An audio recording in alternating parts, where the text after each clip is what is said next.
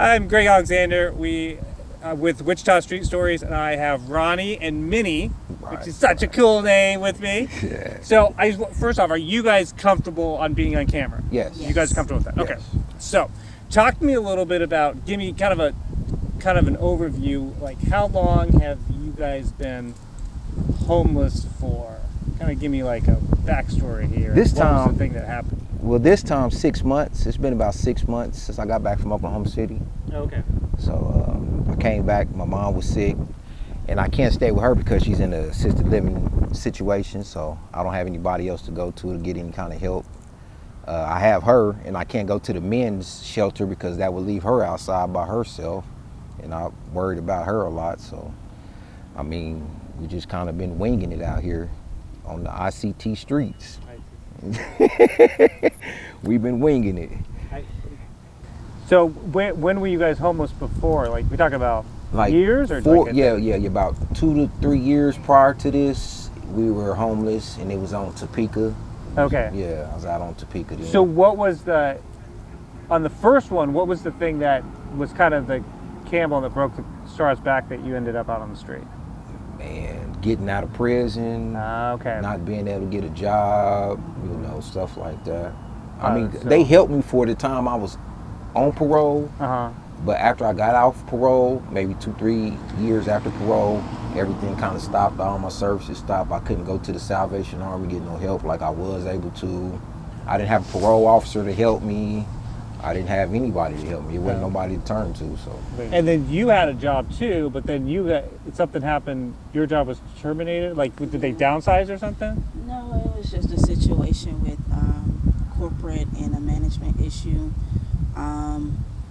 They got caught in money issues, and needless to say, all the people in management, I didn't have anything personally to do with it. I actually reported it, and because I reported it, they looked at me like I was a snitch. But as a person in management, I signed those papers. My name is on those documents. I don't want to go to jail. You said you have a master's and a bachelor's degree. Yes, I do. So I do. I have a bachelor's in business communication, and I have a master's in management hospitality. And it's hard for me personally when trying to apply for jobs, because people see that and seeing that I've been a manager at other places, and they're like, oh, we don't have a job for you, or you're overqualified for a job. And I'm like, how can you be overqualified for a job when you fit the credentials?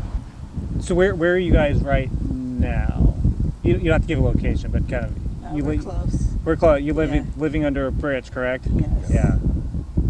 So what is one thing you wanted to tell people that would be watching this that they think that's like, I mean, something that they would never think it could happen to them, or like, I mean, it's a lot of times I've seen it's usually some people are like a paycheck or one step from being where you guys are.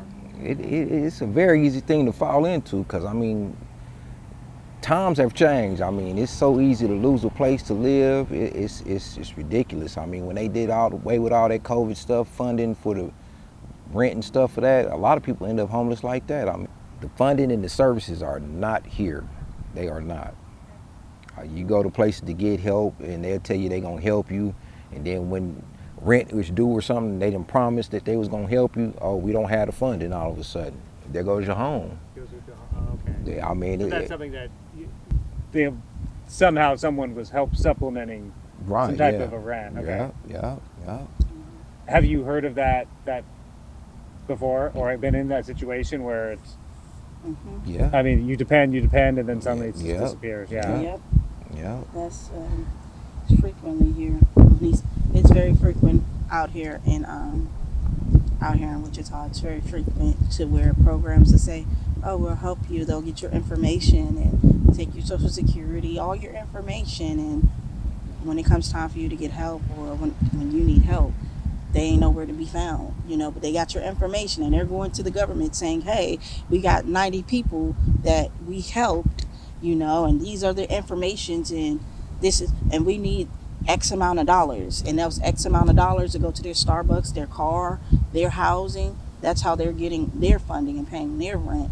A lot of people will say there's like, they'll see somebody with the sign and they'll be like, okay, well, go get a job. Tell me what your situation is, what you have, your problems when you try to move forward and something like that.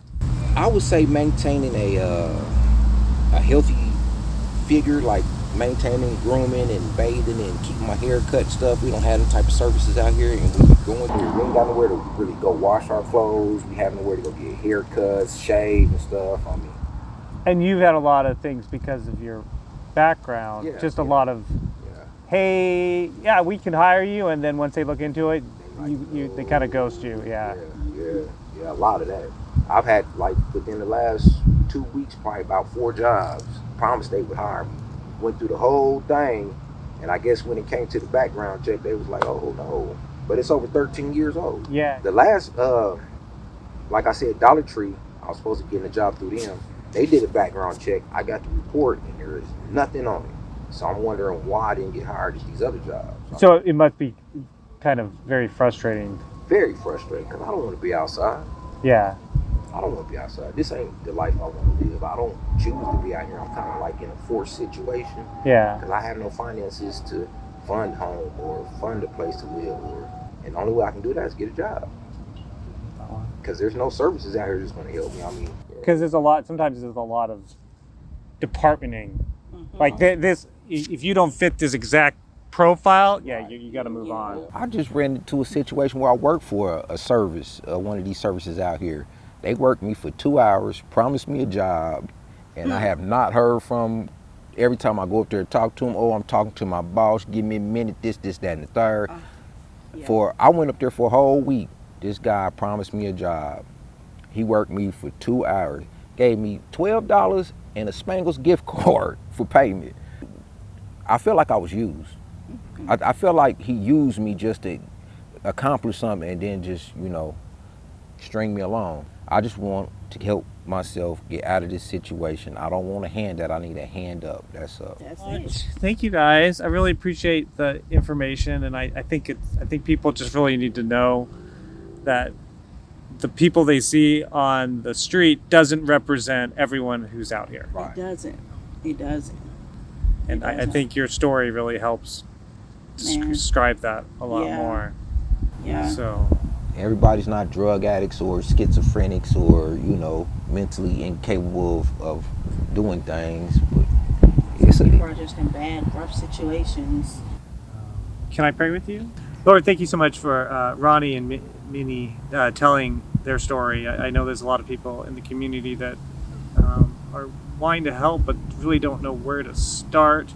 And sometimes the reputation of what we see homeless is not really true to everyone that is homeless. I hope they have a good, safe week coming up. And we know that sometimes the journey is quite long.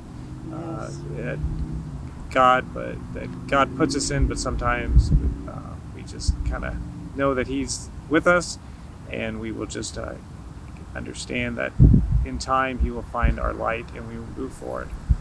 Amen. Amen.